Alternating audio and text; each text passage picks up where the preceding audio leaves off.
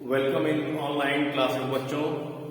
हिंदी विषय में last class में हम लोग हिंदी साहित्य का इतिहास शुरू किए थे और उसके अंतर्गत मैंने आप लोग को हिंदी साहित्य के इतिहास का काल विभाजन जो आचार्य रामचंद्र शुक्ल का है उसको बताया था। और उसके अंतर्गत मैंने बताया था कि हिंदी साहित्य के इतिहास को 4 भागों में विभाजित किया गया है। वीरगाथा काल, दूसरा भक्ति काल, तीसरा रीति काल और चौथा आधुनिक काल। उसके बाद हमने पढ़ा था वीरगाथा काल हमने शुरू किया था और उसमें देखा था कि वीरगाथा काल को और किस किस नाम से हम जानते हैं और ये देखा था। अब इसके आगे हम आज की क्लास में कंटिन्यू करेंगे और शुरू करेंगे वीरगाथा काल की विशेषता, जिसे प्रवृत्तियां भी कहा जाता है, उसको हम लोग देखेंगे। वीरगाथा काल की विशेषता के अंतर्गत हम ये देखते हैं कि जो वीरगाथा काल का समय था, उस समय के जो साहित्य थे उसमें किस प्रकार से क्या क्या विशेषताएं थी। सबसे पहली विशेषता है वीरगाथा काल की युद्धों का सजीव वर्णन। युद्धों का सजीव वर्णन।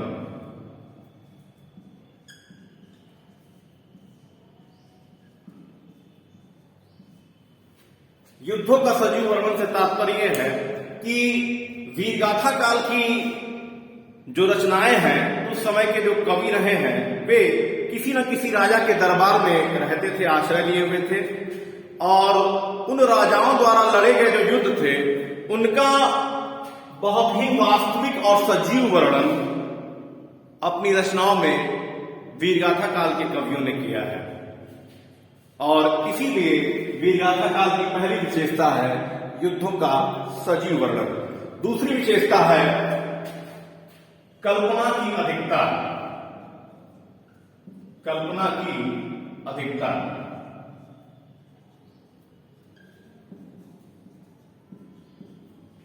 वीरगाथा काल की ये जो दूसरी विशेषता है, इसका अर्थ ये हुआ कि कल्पना की अधिकता से मतलब है कवियों ने जो रचनाएं की उसमें वास्तविकता के साथ साथ अपनी कल्पना शक्ति का भी प्रयोग किया, मतलब चीजों का बढ़ा चढ़ाकर कल्पना के द्वारा वर्णन किया गया है। तो इस प्रकार वीरगाथा काल की दूसरी विशेषता है कल्पना की अधिकता। तीसरी विशेषता है राष्ट्रीयता का अभाव।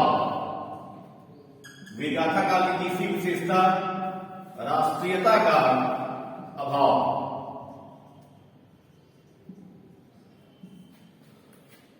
प्यारे बच्चों,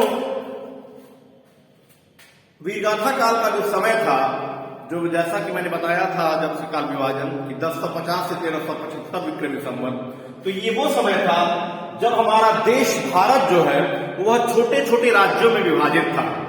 हमारे देश में छोटे छोटे राज्य थे और उसमें अनेक विभिन्न शासक या राजा राज्य करते थे और वे एक दूसरे के राज्य पर आक्रमण करते रहते थे। इस प्रकार हमारे अंदर एक प्रकार से एकता का भाव था, राष्ट्रीयता की भावना का भाव था। इसीलिए इसका प्रभाव वीरगाथा काल की रचनाओं पर भी दिखाई देता है। इस तरीके से वीरगाथा काल की तीसरी विशेषता है राष्ट्रीयता का भाव। चौथी विशेषता रासो ग्रंथ लेखन की परंपरा।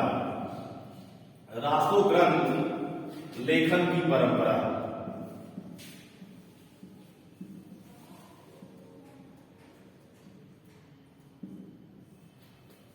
वीरगाथा काल की इस विशेषता के अंतर्गत रासो ग्रंथ लेखन की परंपरा का अर्थ यह है कि वीरगाथा काल में जो भी रचनाएं रची गई उसमें अधिकांश रचनाओं के अंत में रासो शब्द का उल्लेख पाते हैं, जैसे पृथ्वीराज रासो, परमाल रासो इत्यादि।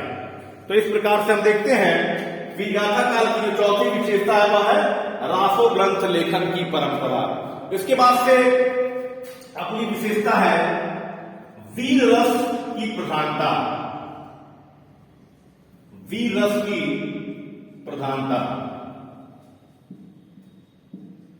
वीर रस की प्रधानता वीरगाथा काल की रचनाओं में दिखाई देती है और कारण यह है कि कवियों ने राजाओं द्वारा लड़े गए युद्धों का वर्णन किया और युद्ध जहां होता है वहां पर उत्साह नामक अस्थायी भाव दिखाई देता है, एक प्रकार का उत्साह दिखाई देता है, इसलिए वहां पर वीर रस जो है रचनाओं में प्रमुख रूप से उसका प्रयोग कवियों ने किया है। तो पांचवी विशेषता है वीर रस की प्रधानता। अगली विशेषता है ऐतिहासिकता का अभाव। ऐतिहासिकता का अभाव।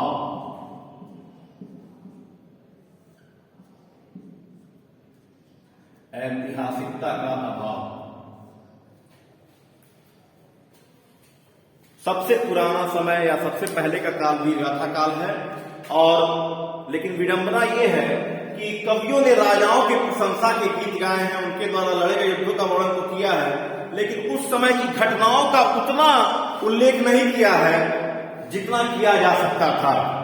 तो इस प्रकार से इस छठवीं विशेषता के अंतर्गत वीरगाथा काल की छठी विशेषता है ऐतिहासिकता का अभाव। मतलब ऐतिहासिक तथ्यों का उतना वर्णन नहीं किया गया है जितना अगर ये कवि चाहते तो कर सकते थे। तो ये हुई ऐतिहासिकता का अभाव। इसके बाद है डिंगल और पिंगल भाषा का प्रयोग। डिंगल और पिंगल भाषा का प्रयोग।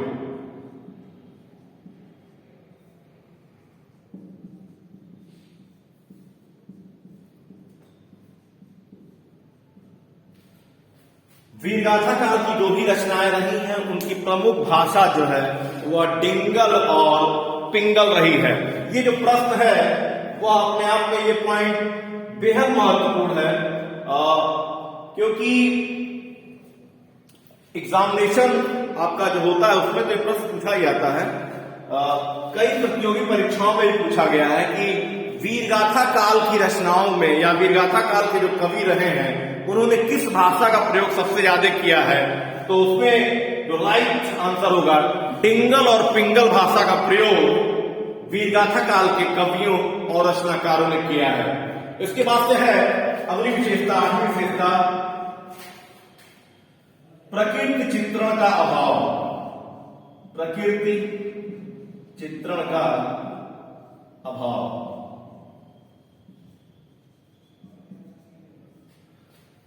प्रकृति की वर्णन या प्रकृति का वर्णन कवियों ने इसको महत्ता न देते हुए राजाओं की प्रशंसा और युद्धों का वर्णन विशेष तौर पर किया है।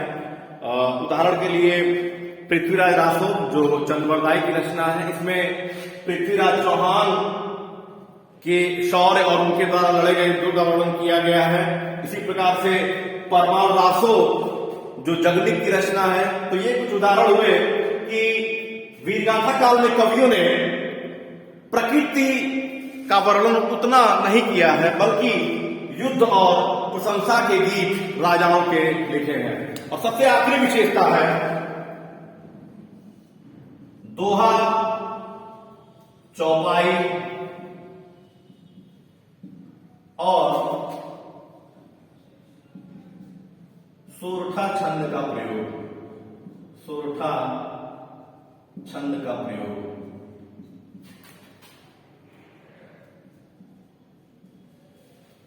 वीरगाथा काल की प्रमुख विशेषताओं में यह भी है कि कवियों ने दोहा, चौपाई और सोरठा छंद का प्रयोग किया है। यहां पर थोड़ा सा दोहा, चौपाई और सोरठा हम रिवीजन इसका भी कर लेते हैं जो हमने पढ़ा था व्याकरण में। दोहा बच्चों हम लोग जानते हैं कि दोहा में 4 पद होते हैं, और दोहा के पहले और तीसरे पद में 13-13 मात्राएं और दूसरे और चौथे पद में 11-11 मात्राएं होती हैं। चौपाई छंद में भी 4 चरण होते हैं और प्रत्येक चरण में 16-16 मात्राएं होती हैं। जबकि सोरठा जो होता है वह दोहा का विलोम होता है, उल्टा होता है। जिस तरीके से दोहा के पहले और तीसरे चरण में 13-13 मात्राएं हैं और दूसरे और चौथे में 11-11, लेकिन सोरठा में जस्ट अपोजिट होता है। पहले और तीसरे में 11-11 मात्राएं होती हैं और दूसरे और चौथे चरण में 13-13 मात्राएं। तो इस तरीके से बच्चों हमने देखा वीरगाथा काल की विशेषता के प्रमुख बिंदु। पहला है युद्धों का सजीव वर्णन, दूसरा है कल्पना की अधिकता, तीसरा है राष्ट्रीयता का अभाव, चौथा है रासो ग्रंथ लेखन की परंपरा, पांचवा है वीर रस की प्रधानता, छठवीं विशेषता है ऐतिहासिकता का अभाव, सातवां है डिंगल और पिंगल भाषा का प्रयोग, आठवीं विशेषता है प्रकृति चित्रण का अभाव, और सबसे आखिरी पॉइंट दोहा, चौपाई और फोटा छंद का प्रयोग। तो इसे आप लोग नोट करें। इसके बाद हम लोग देखेंगे वीरगाथा काल के प्रमुख कवि और उनकी रचनाएं। माय डियर स्टूडेंट्स, आइए देखते हैं वीरगाथा काल की जो प्रमुख कवि हैं और उनकी रचनाएं। तो सबसे पहला नाम आता है जो कवि हैं चंद बरदाई। वीरगाथा काल के सबसे प्रमुख कवि हैं चंद बरदाई। इनकी सबसे प्रमुख रचना है पृथ्वीराज रासो। पृथ्वीराज रासो ये बेहद महत्वपूर्ण प्रश्न है। कई बार परीक्षा में पूछा गया है कि पृथ्वीराज रासो किसकी रचना है, तो पृथ्वीराज रासो चंद बरदाई की रचना है। और जैसा कि कुछ देर पहले मैंने बताया भी कि पृथ्वीराज रासो जो ग्रंथ है वह पृथ्वीराज चौहान से संबंधित है और इसकी रचना चंद बरदाई ने की है। चंद बरदाई पृथ्वीराज चौहान जो राजा थे उनके दरबारी कवि थे और उन्होंने अपनी रचना पृथ्वीराज रासो में पृथ्वीराज चौहान द्वारा लड़े गए युद्धों का वर्णन किया है और उनकी प्रशंसा या उनकी प्रशस्ति इस ग्रंथ में लिखी है। दूसरे प्रमुख कवि हैं जगनिक। इनकी प्रमुख रचना है परमार रासो। यह भी बहुत महत्वपूर्ण प्रश्न है। परमार रासो किसकी रचना है, तो परमार रासो जगनिक की रचना है। तीसरे प्रमुख कवि हैं दलपति विजय। दलपति विजय और इनकी रचना है खुमार रासो। खुमार रासो यह दलपति विजय की रचना है। आप लोग देख रहे होंगे कि सारी रचनाओं के अंत में रासो शब्द जुड़ा हुआ है। चौथे प्रमुख कवि हैं सारंगधर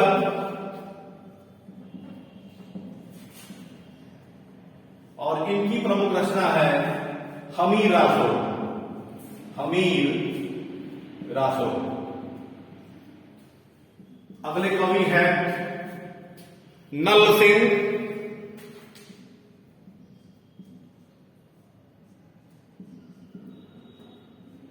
इनकी प्रमुख रचना है विजयपाल रासो।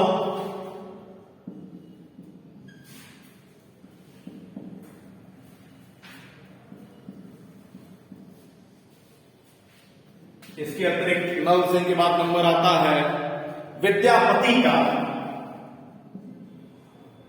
विद्यापति और इनकी प्रमुख रचना है कीर्ति लता और कीर्ति पताका।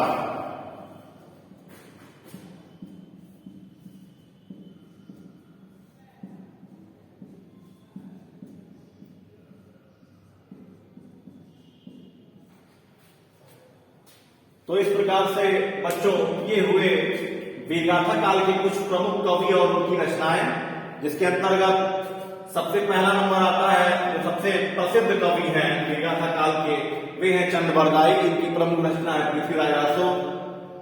दूसरे कवि हैं जगनिक। इनकी प्रमुख रचना है परमार रासो। तीसरे प्रमुख कवि हैं दलपति विजय। इनकी जो प्रमुख रचना है खुमार रासो। इसके बाद नंबर आता है सारंगधर का। सारंगधर की प्रमुख रचना है हमीर रासो। अगले कवि है नल सिंह। नल सिंह की प्रमुख रचना है विजयपाल रासो। और एक अत्यधिक महत्वपूर्ण आखिरी जो कवि है वे विद्यापति और इनकी रचना है कीर्ति कला और कीर्ति पताका। तो बच्चों इस तरीके से आज की क्लास में हमने वीरगाथा काल की विशेषता और प्रवृत्तियां देखी और अंत में देखा वीरगाथा काल के प्रमुख कवि और उनकी रचनाएं। ये जो कवि और रचनाएं हैं इनको आप लोग जरूर अच्छे से याद कर लीजिएगा। ये सिर्फ आप लोग के इस होम एग्जामिनेशन में ही नहीं काम आएगा, बल्कि ये सब प्रश्न जो लोग गवर्नमेंट सर्विस का एग्जाम भविष्य में देंगे आगे चलकर, तो वहां पर भी जहां हिंदी के प्रश्न आते हैं ये सब बेहद महत्वपूर्ण प्रश्न है, जिसको आप लोग नोट कर लें और इसे याद भी कर लेंगे। तो बच्चों इसके आगे हम लोग शुरू करेंगे अब भक्ति काल, और ये शुरू करेंगे हम लोग नेक्स्ट क्लास में। Thank you.